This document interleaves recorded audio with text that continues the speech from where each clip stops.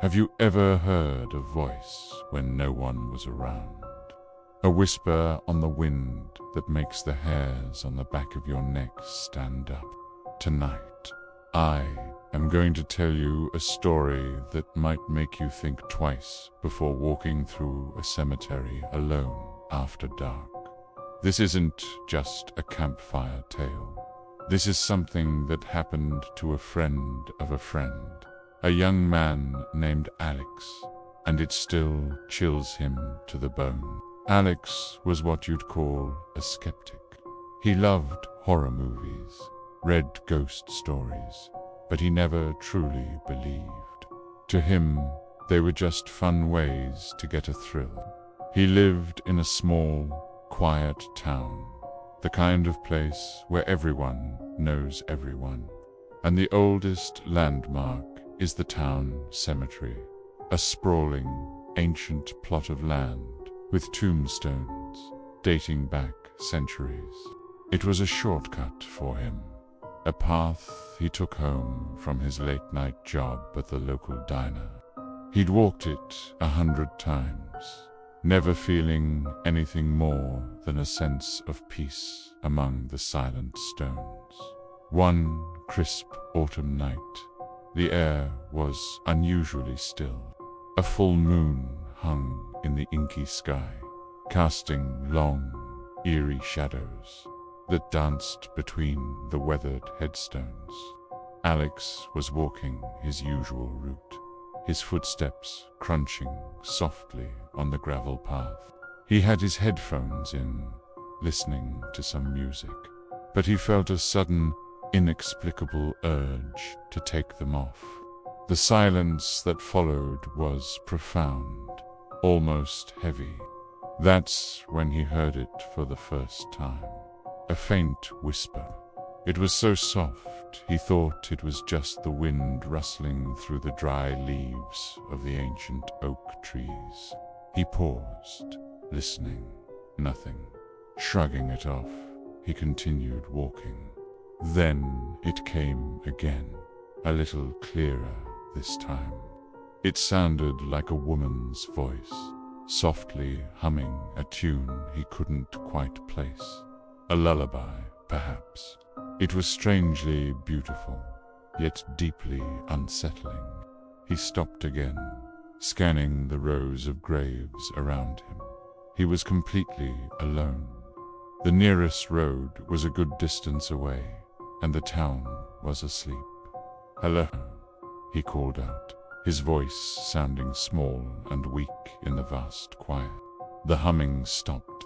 For a moment, there was only the sound of his own heart, thumping a frantic rhythm against his ribs. He told himself it was his imagination, that he was just tired from a long shift. He started walking faster, his sense of peace completely shattered, replaced by a growing dread. The path ahead was shrouded in deeper shadow, and he just wanted to be home, under the safety of bright lights. But the voice came back, and this time it wasn't humming. It was a single, whispered word. "Wait." The word hung in the air, as clear as if someone had spoken right into his ear. Alex froze, every muscle in his body tensing.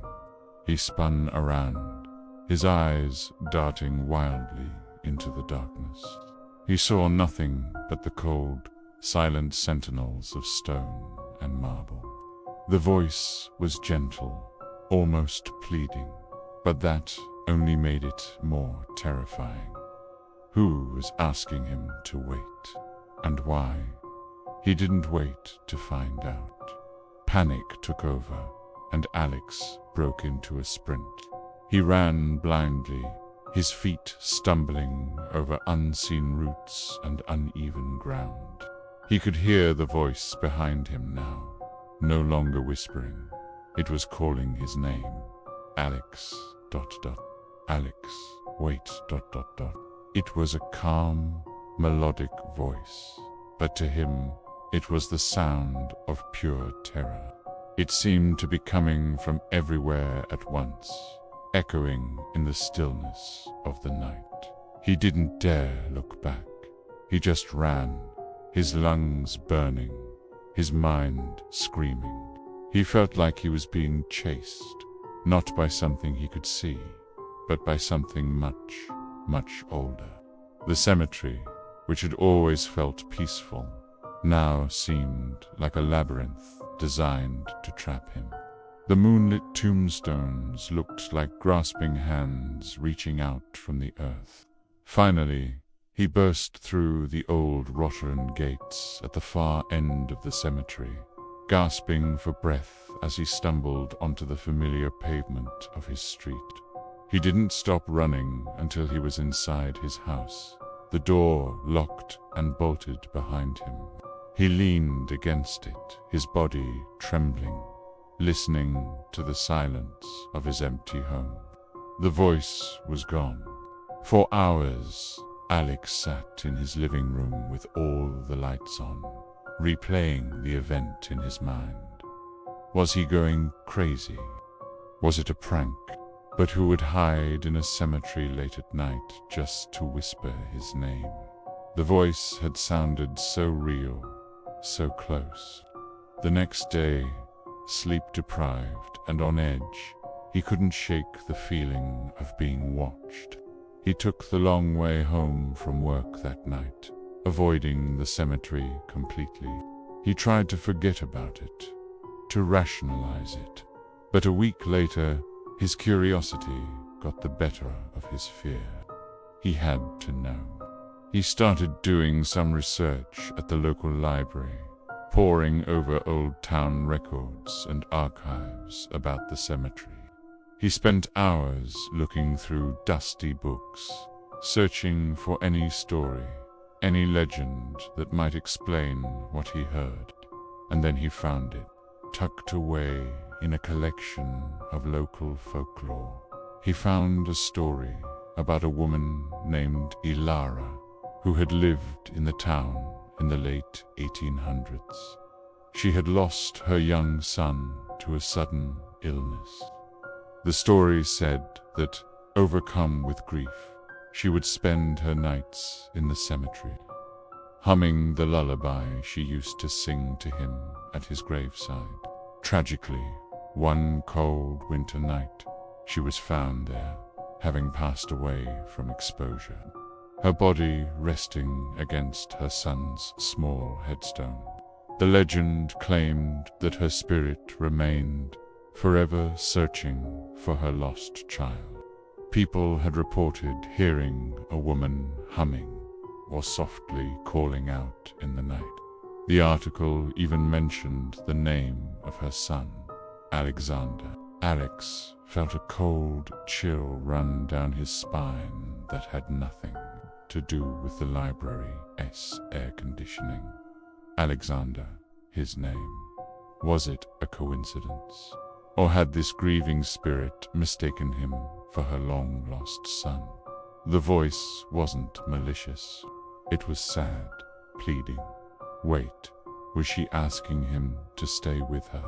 The thought was more terrifying than any monster. He never walked through that cemetery again. Sometimes, on quiet nights, when the wind is just right, he thinks he can hear a faint, distant humming, a sad lullaby carried on the breeze. He'll never know for sure if it was the ghost of Elara or just his mind playing tricks on him. But for Alex, the skeptic, the world is no longer such a simple place. He now knows that some voices from the past never truly fade away.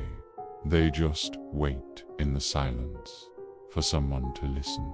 So, the next time you find yourself in a quiet, lonely place, and you hear a whisper you can't explain, maybe don't stop to listen. Just keep walking. Thank you for listening to tonight's story.